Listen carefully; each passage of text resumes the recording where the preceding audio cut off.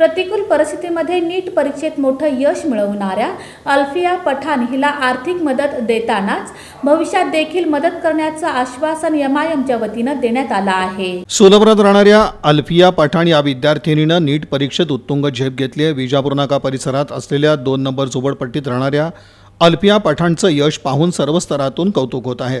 सोलापूर जिल्हा आणि शहराचे एमआयएम प्रमुख हाजी फारुख शाब्दी यांनी बुधवारी सायंकाळी अल्फिया पठाण यांच्या घरी जाऊन 50,000 रुपयांची आर्थिक मदत केली।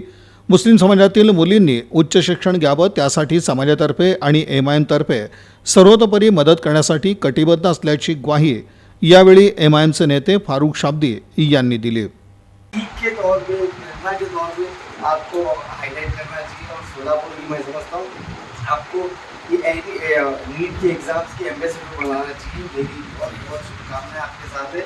अल्लाह से मैं दुआ करता हूँ कि आप ऐसे ही आगे अपनी लाइफ में तरक्की करें। इंशाल्लाह मेरी तरफ से आपको बहुत बहुत मुबारक और आने वाले फ्यूचर के लिए मैं ये आपको आश्वासन नहीं देता, मैं पॉलिटिशियन लोग की तरह नहीं हूँ।